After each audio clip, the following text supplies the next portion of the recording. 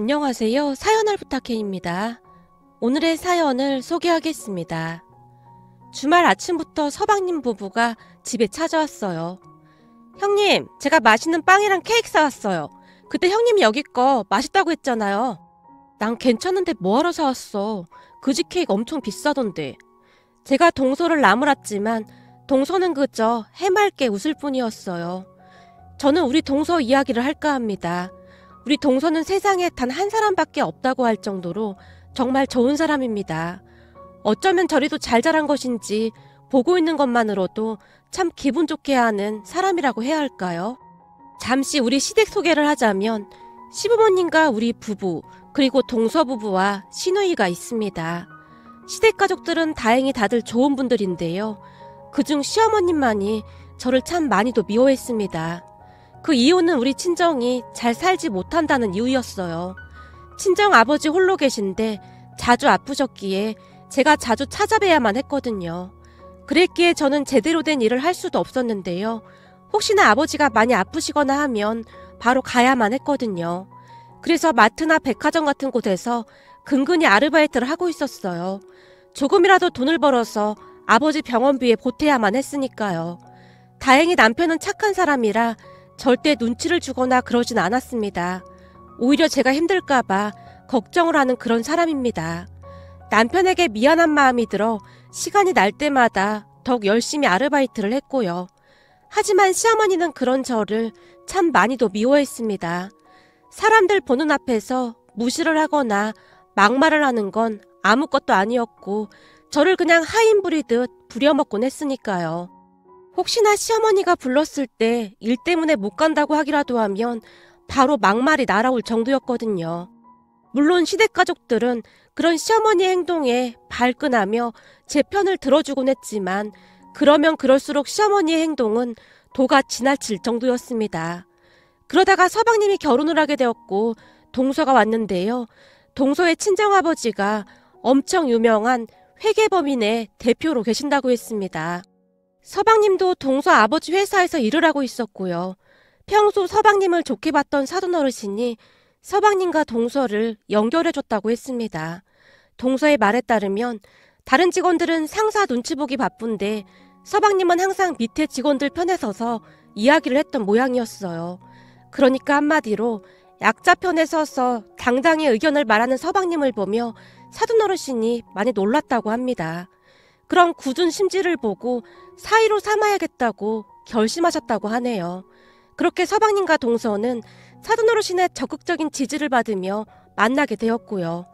둘 다 성격까지 비슷하다 보니 아무래도 더욱 잘 맞았던 것 같았어요. 동서도 서방님 못지않게 심지가 굳은 그런 사람이거든요. 한마디로 둘 다 불의를 보면 못 참는 그런 성격입니다. 그리고 그런 동서의 성격 덕분에 어느 날부터 제게도 봄날이 찾아왔는데요. 시어머니가 저를 막무가내로 대할 때마다 동서가 다 막아주곤 했거든요. 하지만 저와는 반대로 시어머니에게는 엄청난 시련이 찾아왔답니다. 우선 첫 시작은 이랬습니다. 시아버님 생신이어서 금요일날 저녁 다 같이 시댁으로 갔습니다. 금요일날은 그곳에서 자고 다음날 아침 일찍 음식을 만들고 나는데요. 시어머니가 그동안 얼마나 대단했냐면 말이죠. 다른 사람들은 다들 방 안에서 잠을 자게 하고 시어머니와 저는 거실에서 함께 잠을 자자고 했는데요. 문제는 다음날 새벽 4시 30분경 저를 흔들어 깨워서 조용히 일을 시키곤 했습니다. 가족들이 깨지 않게 조용히 하라며 옆구리를 쿡쿡 찔러대면서 말이죠. 그런데 새벽 4시 30분이 되면 시어머니가 저를 깨우는 방법이 정말이지 신박하다 못해 기가 막힐 뿐이었습니다. 다들 효자손이라는 걸 알고 계신지요? 시어머니는 그 효자손으로 항상 등을 긁으시면서 손에서 한시도 놓지 않고 들고 다니셨는데요. 하물며 잠을 잘 때도 옆에다 놓고 주무실 정도였거든요. 문제는 시어머니와 거실에서 잠을 자고 있으면 시어머니가 어김없이 그 효자손으로 제 이마를 툭툭 치곤 했어요. 야, 너 일어나야지. 일어나서 일해야지. 아직도 처자면 어떡하냐? 얘가 정신이 나갔네. 정신이 나갔어. 라고 속삭이면서 말이죠. 그러다가 제가 놀라서 벌떡 일어나 앉으면 제 눈앞에 쪼그리고 앉아서는 계속해서 효자손으로 제 이마를 툭툭 치며 그 이상 야릇한 표정으로 웃기까지 했습니다. 처음에는 그 모습이 어찌나 놀랐던지 소름이 끼칠 정도였는데요. 이것도 시간이 지나니까 그냥 원래 그런 사람이구나 하고 말게 되더라고요. 하지만 가족들은 시어머니의 그러한 행동을 전혀 모르고 있었는데요. 가족들이 알면 난리가 날 게 뻔했기에 몰래 그랬거든요. 거기다 제가 음식을 만들다가 혹시나 남편과 서방님 그리고 아가씨가 깨기라도 하는 날이면 가족들 모르게 시어머니가 제 발을 질끈 밟기도 했어요. 그렇게 제가 가족들이 깰까 싶어 조용조용 음식을 만들고 있으면 잠시 후 다들 놀란 채 나와서 시어머니에게 한 소리씩 하기 시작했어요. 엄마가 또 새언니 깨운 거지? 아가씨가 시어머니를 노려봤고, 진짜 엄마 왜 그러는 거야? 다 같이 만들면 되는 거지. 왜 형수님만 시키냐고. 엄마 진짜 비겁한 거 아니야? 서방님이 시어머니에게 소리를 치곤 했거든요. 거기다 남편은 제게 미안하다며 몇 번이나 사과를 했고요. 그런 일이 계속 반복되다 보니 나중에는 시누이가 거실에서 자겠다고 할 정도였지만 제가 괜찮다고 말렸습니다. 평소 제게 잘해주던 시누이가 편히 자길 바랐거든요. 시누이는 침대가 없으면 잠을 잘 못 자는 걸 잘 알고 있었거든요. 그러다가 동서가 후광을 내뿜으며 시댁에 등장을 했는데요. 동서는 우리가 생각했던 것보다 더 대단한 사람이었어요. 그날도 시댁에 행사가 있어서 다 같이 금요일날 시댁에 모였고 여느 날과 다름없이 시어머니가 저와 함께 거실에서 자겠다고 했어요. 그런데 시어머니의 말을 듣던 동서가 시어머니에게 말했어요. 왜 두 분만 이 넓은 거실에서 주무세요? 저도 거실에서 같이 자고 싶어요. 네가 왜 거실에서 자? 넌 방에서 편히 자면 된다. 아니에요. 저도 거실에서 자고 싶어요. 시어머니랑 며느리가 거실에서 자는 게 집안 가풍인가 봐요. 아니, 가풍이랄 건 없는데 그게 그냥 좋잖니. 거실에서 시어머니랑 며느리랑 도란도란 이야기도 하면서 자면 좋잖니. 그니깐요. 저도 끼워주세요. 저 형님 옆에서 자도 되는 거죠? 동서가 제게 착 달라붙어서는 활짝 웃었어요. 동서의 모습을 보며 역시나 부족한 것 없이 자라서 그토록 해맑기만 하구나 하는 생각에 부럽기마저 했답니다. 동서는 모든 것이 다 즐겁고 해맑았거든요. 다만 그날 동서가 거실에서 자겠다고 하자 서방님이 알 수 없는 그런 표정을 지었는데요. 서방님이 왜 그랬는지 다음날 새벽에 알게 되었답니다. 왜냐고요? 다음날 새벽 4시에 집안이 발칵 뒤집어졌거든요. 평소에는 시어머니가 4시 30분에 깨웠었기에 제가 알람까지 맞춰놨었는데요. 그날은 평소보다 30분이나 일찍 깨워서 또다시 그 일을 당하고 말았어요. 그러니까 그날 새벽에도 시어머니가 역시나 습관적으로 제 앞에 쪼그리고 앉아서는 효자손으로 제 이마를 툭툭 쳤습니다. 야, 너 안 일어나고 뭐하냐? 넌 어떻게 내가 깨워야 일어나냐? 어머님, 지금 새벽 4시인데요. 원래 4시 30분에 일어나잖아요. 4시에 일어나던 4시 30분에 일어나던 그건 내 맘인 거지. 니까지 깨본 상관이야. 아, 네, 알겠습니다. 라고 제가 몸을 일으키고 있었는데요. 그 순간에도 시어머니가 효자손으로 제 머리를 툭툭 치고 있었어요. 근데 너 많이 컸다. 깨우면 깨우는 대로 일어나야지. 이제는 빨대국까지 해? 라고 하면서 말이죠. 그런데 시어머니의 말이 끝나기 무섭게 동서가 벌떡 일어나더니 순식간에 시어머니가 들고 있던 효자손을 낚아채서는 양손으로 양끝을 잡더니 무릎을 구부리면서 효자손을 단숨에 두 동강이를 내버렸습니다. 그 모습에 시어머니가 비명까지 질렀고요. 그 바람에 가족들이 다들 거실로 뛰쳐나왔는데요. 야! 너 뭐 하는 거야? 네가 지금 제정신이야? 어머님이야말로 지금 뭐 하시는 거예요? 지금 어머님이 하신 행동 엄연한 폭력이에요. 어떻게 효자손으로 형님 머리를 칠 수가 있어요? 어머, 얘 좀 봐. 내가 치긴 언제 쳤다고 그러니? 방금 계속 머리 치셨잖아요. 어쩌면 그러실 수가 있으세요? 동서가 눈도 깜빡하지 않은 채 시어머니를 노려보고 있었고 가족들도 다들 놀란 채 입을 딱 벌리고 있었어요. 뭐? 효자손으로 우리 집사람 머리를 어떻게 했다고? 엄마, 지금 제정신이야? 여보, 당신 괜찮아? 여보, 나 괜찮아. 제가 기어들어가는 목소리로 말을 하고 있었는데요. 그렇게 온 집안이 초토화가 됐답니다. 거기다 시아버님까지 가만히 있질 않으셨는데요. 동서가 부러뜨린 효자손을 휴지통에 내던져 버리시면서 아주 잘 됐다.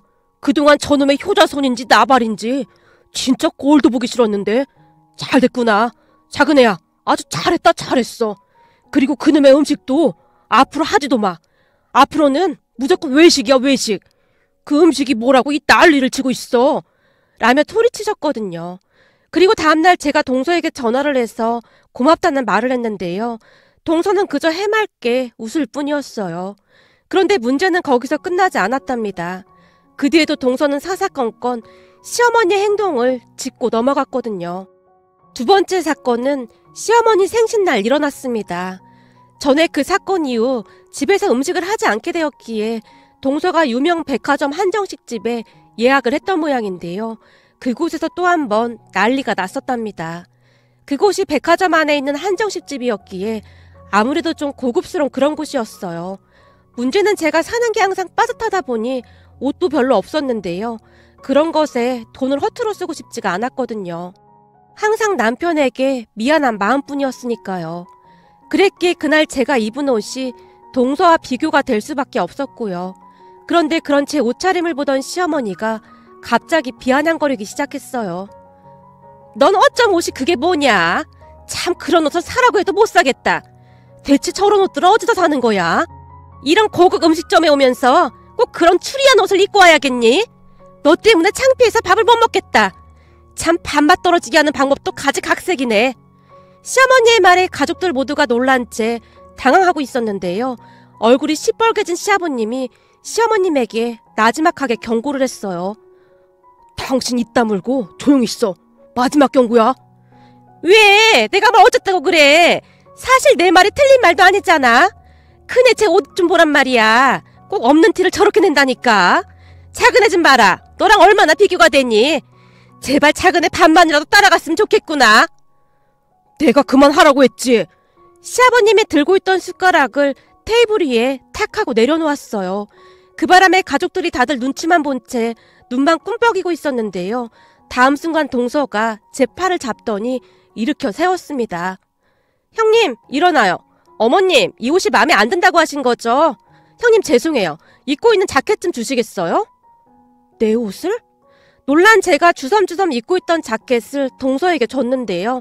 동서가 순식간에 제 자켓을 휴지통에 던져버렸습니다. 그 모습을 본 시어머님의 얼굴이 사색이 되어 있었는데요. 어머님이 입맛 떨어져서 식사를 못 하시겠다고 하시니 제가 입맛 돌게 해드릴게요. 저희가 올 때까지 꼼짝 말고 기다리고 계세요.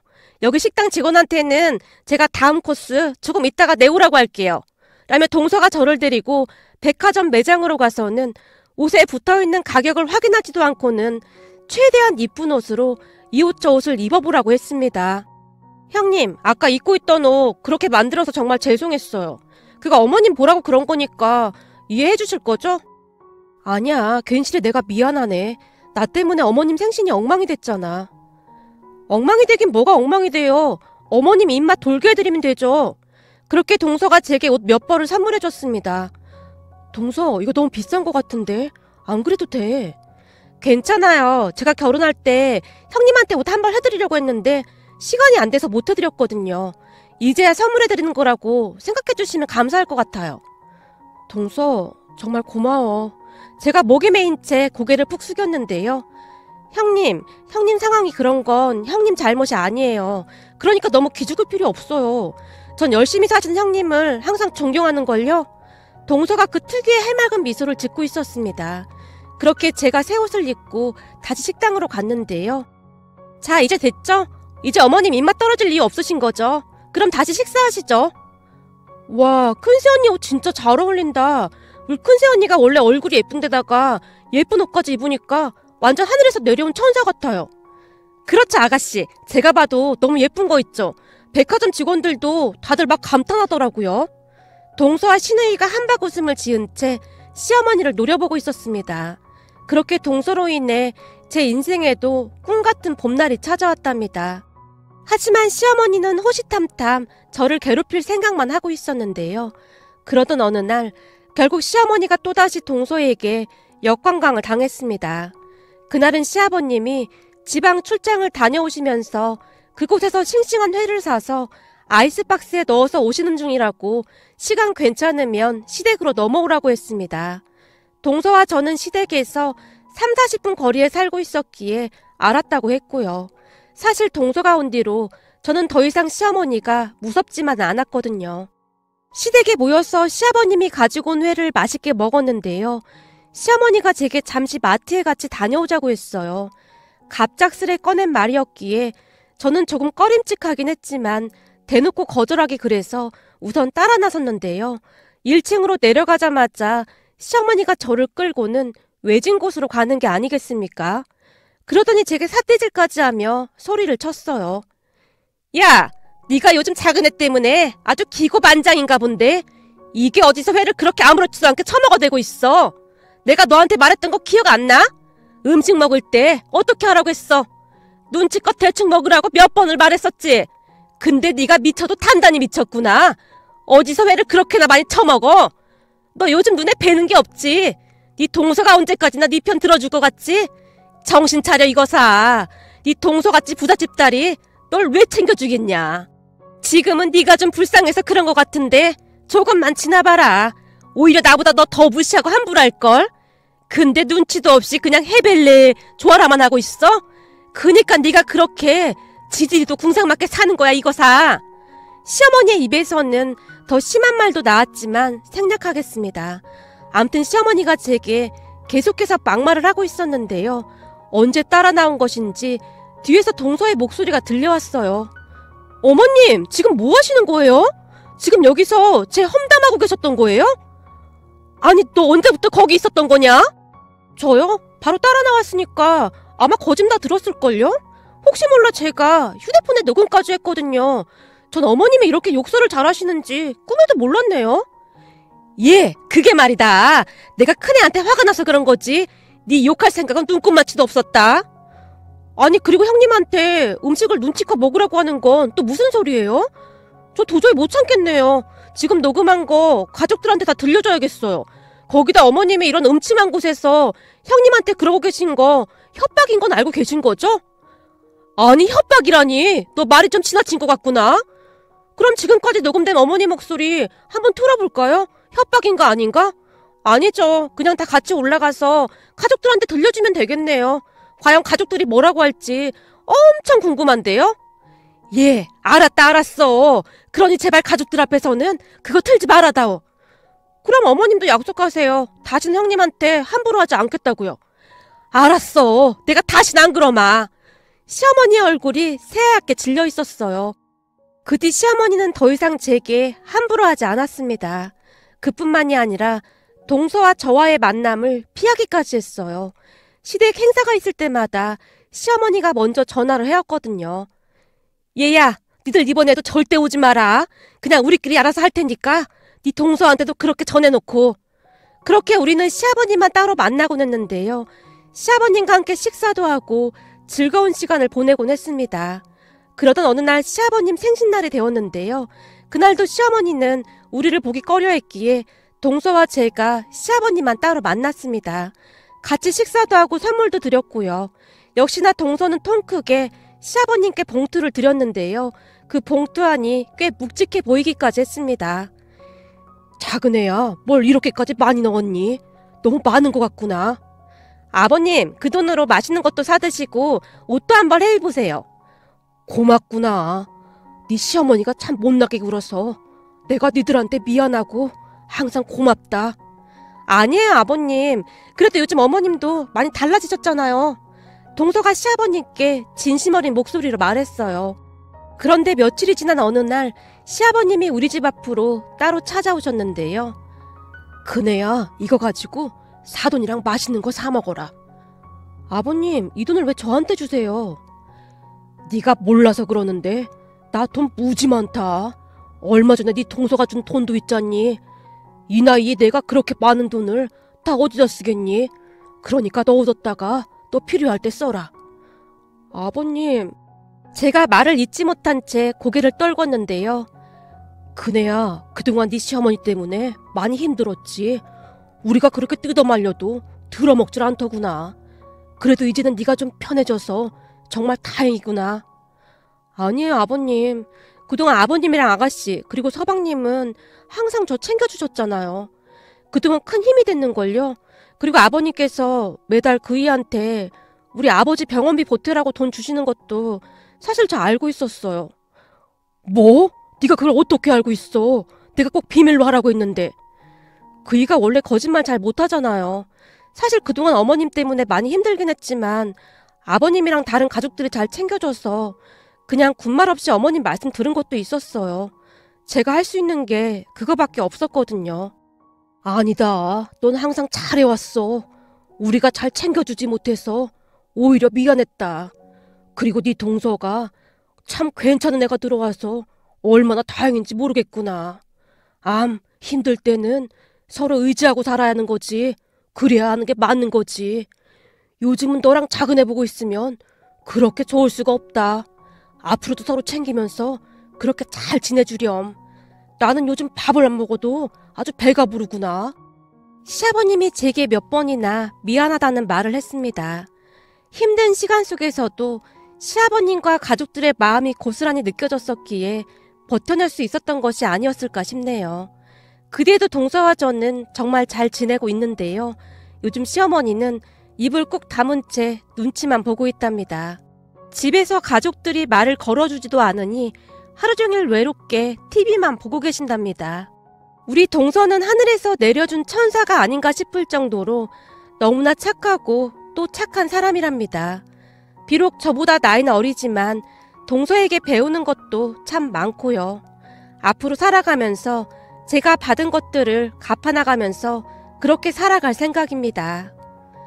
오늘의 사연은 여기까지였습니다. 즐겁게 보셨다면 구독, 좋아요 부탁드립니다. 고맙습니다.